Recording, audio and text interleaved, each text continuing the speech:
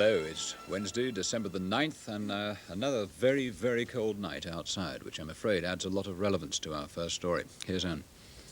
Good evening. Police searching for missing Derbyshire schoolboy Robert Clark say they fear he may now be dead.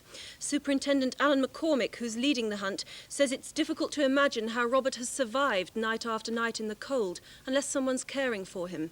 The only other alternative is that he's left the area. Robert, who's 13, disappeared a week ago after leaving his home in Tideswell for school. Tomorrow an underwater search team will start checking local rivers. The bad weather has caused more problems on Midlands roads, and the weathermen say the big freeze will go on tonight. There's been a series of accidents throughout the day, the most serious in the West Midlands. The M5 motorway was blocked for 2 hours near the Frankley service station. One man's in hospital with a broken neck. Tonight, up to 14 degrees of frost are expected, and drivers are being advised to make only essential journeys. The strike at 2 Lucas aerospace factories in Birmingham is over.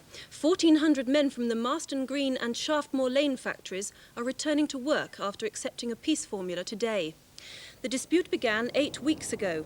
Picket lines were set up outside the factories in a row over the introduction of new technology.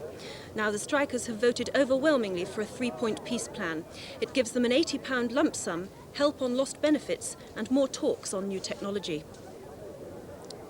Meanwhile, there's still no settlement to the West Midland bus drivers' dispute. Talks which began this morning are still going on.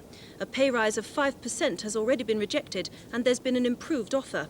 The men have been staging lightning 24-hour strikes, and today it was Coventry's turn to be without buses. A former senior Thames Valley detective has been found stabbed to death in the back garden of his home in Oxfordshire. 58-year-old Philip Fairweather, a former detective superintendent, was found with a single stab wound to his chest at his home at Kidlington near Oxford. Police say there are no suspicious circumstances. 2 men who clubbed a 64-year-old man to death on his allotment and then went joyriding in his car have each been jailed for 7 years. Clive Evans and Michael Clive, both 20 and from Erdington in Birmingham, were found not guilty of murder but guilty of manslaughter. The court heard the 2 set out to steal the man's car so they could impress their girlfriends. Police in Derbyshire are to stage another purge on drink driving this Christmas, with special patrols starting in a week's time. 3 years ago, the county pioneered a campaign of patrols to cut the toll of road deaths at holiday time. Since then, the number of people killed in Christmas road crashes has been significantly down. The first night patrols will be on December the 17th in Derby and Chesterfield, and they'll run till January the 1st. Christmas tree growers are the latest victims of cheap foreign imports, and growers in the Midlands are worried that a flood of continental fir trees could cost them a fortune. Thousands of Christmas trees have been imported from growers in Holland, Denmark and Belgium, and they're a lot cheaper than buying British. A continental 6-footer is selling at around £3. Being patriotic could cost you an extra £1.80. There's now been a call for tighter import controls, and also a warning from British growers who claim many of the imports are of poor quality. Football and Nottingham Forest have agreed a £150,000 deal for Arsenal centre-half Willie Young. The Scottish defender is due in Nottingham tonight for talks with Brian Clough and Peter Taylor, and the club are expected to complete the transfer in time for Young to play at Swansea on Saturday. The weather has hit West Bromwich Albion's cup tie at Crystal Palace for the second night running. It'll now be played next Tuesday when Albion could be missing 4 first-teamers.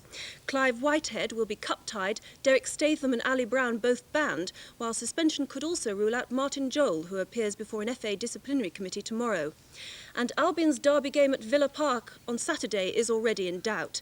The Villa Park pitch cover is damaged and the ground is rock-hard and covered in snow. Finally, a retired Oxfordshire builder who found an old broken jar is tonight £16,000 richer. It turned out to be a valuable Ming wine jar, but it was nearly 20 years before Mr. George Cottrell found he'd literally discovered a pot of gold. He found pieces of pit in a yard on his land and decided to stick them together. Years later, he found a missing piece in his vegetable patch. The jar's more than 400 years old, but today it was sold at a London auction in less than a minute. £14,000. The advance on £14,000. Behind me at £14,000.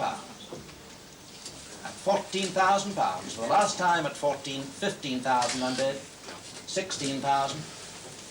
At £16,000. Mr. Cottrell hasn't decided yet how he'll spend his £16,000 windfall. And that's the news at 6. Now back to Bob. Marvellous story. In ATV today at 6:30, we'll be investigating the case of the part-time SAS soldier who's been in a coma since a routine hospital operation went wrong 8 months ago. We'll be finding out how the gritters will get us through the winter. And we'll be attempting to baptise these tigers. Join us in ATV today at 6:30.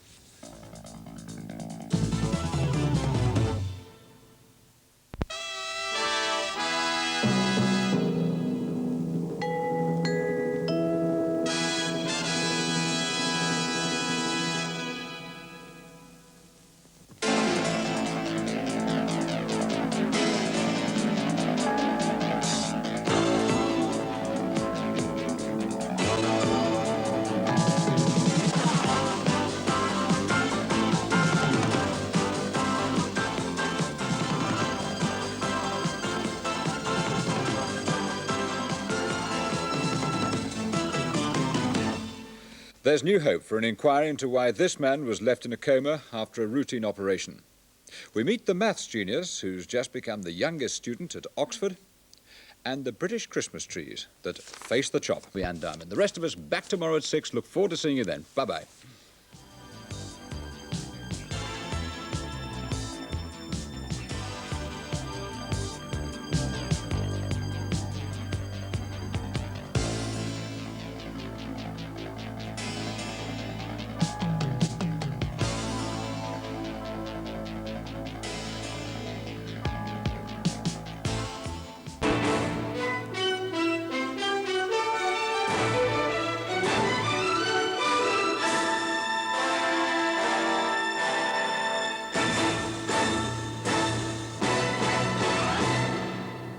Now the ATV headlines. Police searching for missing Derbyshire schoolboy Robert Clark say they fear he may now be dead.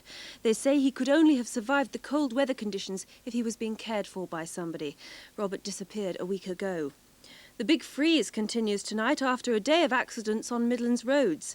The M5 motorway was blocked for 2 hours near the Frankley service station, and one man's in hospital with a broken neck. Tonight up to 14 degrees of frost are expected. The 8-week strike at 2 Lucas aerospace factories in Birmingham is over. 1,400 men are returning to work after accepting a peace formula today. A former senior Thames Valley detective has been found stabbed to death at his home in Oxfordshire. 58-year-old Philip Fairweather was found with a single stab wound to his chest. 2 Birmingham men who clubbed a 64-year-old man to death and then went joyriding in his car have each been jailed for 7 years.